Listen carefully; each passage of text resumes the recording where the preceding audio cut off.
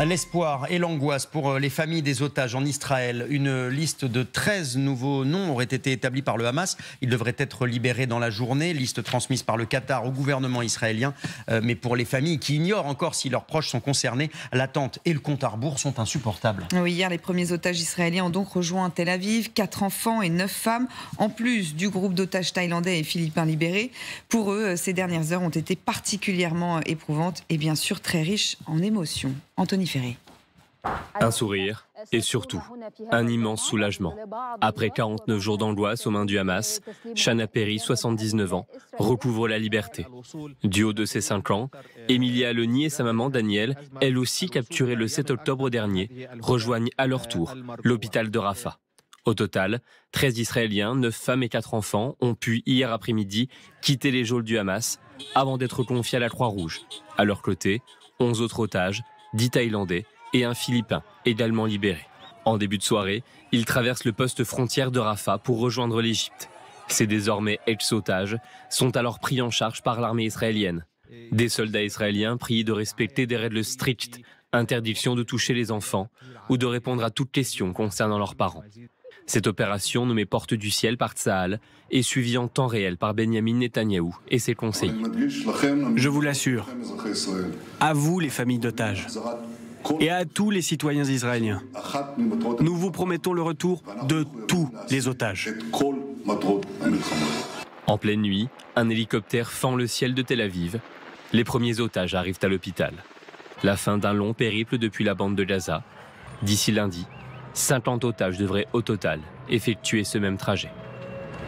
Alors la question qu'on se pose ce matin, c'est évidemment comment sont choisis les otages qui sont libérés pour cette opération conjointe entre le Hamas et l'armée israélienne. Et en l'occurrence, qui sont les familles concernées lors de cette première libération à laquelle on a assisté hier? On se tourne vers Mathieu Karman qui a travaillé sur ce dossier. Oui, eh bien, d'abord, on parle de 13 Israéliens donc, qui ont été libérés. Le point commun de 12 de ces 13 Israéliens, c'est qu'ils viennent du même kibboutz, celui de Nir Oz, au sud de la bande de Gaza. Et si on regarde dans le détail, on voit qu'il y a 6 personnes âgées, 3 mères et leurs 4 enfants. C'est le cas notamment de la famille Katsacher. Doron, une germano-israélienne, a été kidnappée avec ses 2 filles de 4 et 2 ans. Elle rendait visite à leur grand-mère maternelle, Efrat Katz, de 69 ans. Elle a été tuée par les terroristes du Hamas le 7 octobre dernier. Je vous propose d'écouter Yoni Katsacher, le mari de Doron. Il s'est exprimé quelques instants après leur libération. Pour lui, le plus dur commence. Je suis heureux d'avoir retrouvé ma famille. J'ai le droit de ressentir de la joie. C'est normal de pleurer aussi. C'est humain. Mais je célèbre pas. Je ne célébrerai pas avant que le dernier otage ne soit libéré.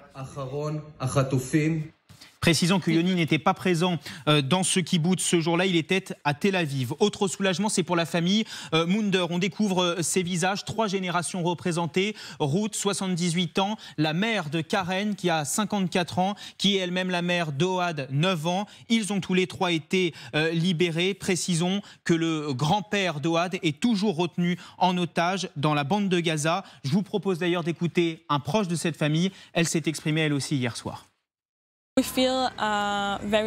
Nous nous sentons très proches des autres familles d'otages. Nous les attendons tous et nous allons travailler dur pour que tout le monde revienne. Avraham, mais aussi les autres otages. Autre famille, c'est la famille Aloni. Daniel, 45 ans, et sa fille Emilia ont été libérés. On découvre ce matin ces images de la mère et de la fille sortant donc de cette ambulance pour être transportées à l'hôpital. Elles aussi avaient été enlevées dans le kibboutz de Nir Oz. Sa sœur a également été enlevée avec ses jumelles de 3 ans. On parle également de 6 autres membres de cette même famille. C'est la famille qui compte le plus de personnes retenues à l'heure qu'il est dans la bande de Gaza. Et enfin, ces autres visages que l'on découvre ce matin de ces personnes de plus de 70 ans. On peut noter notamment la présence de Yafa Hadar, 85 ans. On se souvient de cette vidéo qui avait été largement relayée sur les réseaux sociaux de cette femme dans cette voiturette de golf entourée de ces terroristes du Hamas. On peut noter également la présence de Shana Perry, 79 ans. On la voit également là sortir de cette ambulance. Elle est entourée de 3 médecins, elle aussi transportée à l'hôpital pour subir des tests. Précisons donc que le gouvernement israélien a annoncé dans la soirée que tous les otages qui ont été libérés hier ont été transportés donc en territoire israélien et ont subi des premiers examens médicaux. Merci beaucoup Mathieu, en tout cas pour toutes ces précisions. On va partir tout de suite à Tel Aviv pour retrouver notre envoyé spécial Solène Rioux. Solène, d'autres libérations devraient avoir lieu aujourd'hui. On parle de 13 nouveaux otages. C'est confirmé, Solène, par le gouvernement israélien. Absolument, c'est le bureau du Premier ministre qui a confirmé que cette liste de nouveaux otages libérés avait été envoyée très tard hier soir. Liste reçue donc par le renseignement extérieur, le Mossad et l'armée israélienne qui ont pu procéder cette nuit à de premières vérifications. Les familles concernées ont d'ores et déjà été mises au courant. Sur cette liste figure là encore le nom de 13 otages, dont 8 enfants, contre 4 hier. Pas plus d'informations sur leur identité, leur nom, ni sur l'heure de la libération. Mais on rappelle qu'hier, cela s'est produit en fin d'après-midi. Ce qu'on peut vous dire, c'est que la journée d'aujourd'hui va être très longue pour les familles concernées, très angoissante aussi. Elles sont forcément soulagées, mais elles osent à peine y croire. Voilà ce qu'elles nous disent. Même si, bien évidemment, la réussite du premier échange hier leur donne un peu d'espoir. Alors, concernant justement les 24 otages libérés hier sur les 13 Israéliens, 4 femmes, 4 enfants ont été prises en charge à l'hôpital Schneider dans le nord-ouest de Tel Aviv.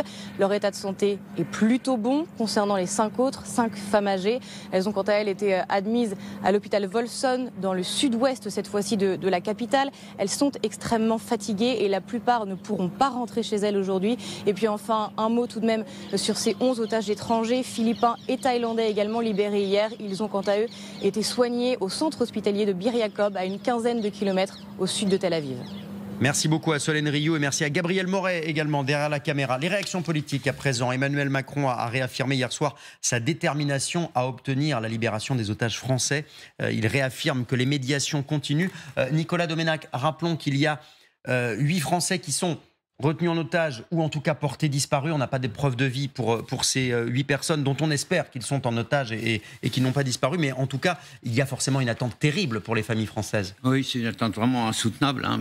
D'autant plus que, comme vous l'avez dit, on ne sait pas s'ils sont encore vivants. Bien sûr. Alors, c'est vrai que la diplomatie française a mis tous les moyens en œuvre. Vous avez vu la ministre Colonna, le ministre de la Défense Sébastien Lecornu, oui. L'ancien ministre des Affaires étrangères Jean-Yves Le Drian a été mobilisé. Le président aussi téléphone beaucoup, aussi bien en Égypte qu'au Qatar. N'empêche que les otages, eh bien, ce sont des monnaies d'échange, vraiment des armes de négociation. Donc les franco-israéliens ou d'ailleurs les Américains qui sont israéliens, eh bien, pour l'instant, ils vont faire l'objet de négociations à part. On peut dire qu'ils ont potentiellement un poids supérieur différent en tout cas. Un poids beaucoup plus grand. Alors cela étant, il y a un malaise qui existe parce qu'on a peu parlé des otages cette fois-ci et on n'a pas non plus fait de cérémonie pour les disparus. Donc franco-israéliens. Donc il y a un malaise qui a grossi et qui est là, et hélas, qui sera dissipé que quand ces otages... On sent un malaise en tout cas, c'est ce que vous nous dites. Que quand ces otages seront libérés. Rappelons en tout cas que l'accord stipule en échange de la libération de ces otages celle de prisonniers palestiniens. 39 d'entre eux ont été relâchés par les autorités israéliennes. Regardez, ils ont été ramenés hier en Cisjordanie. On a vu des réactions de liesse côté palestinien. L'accord global prévoit 150 libérations de prisonniers palestiniens.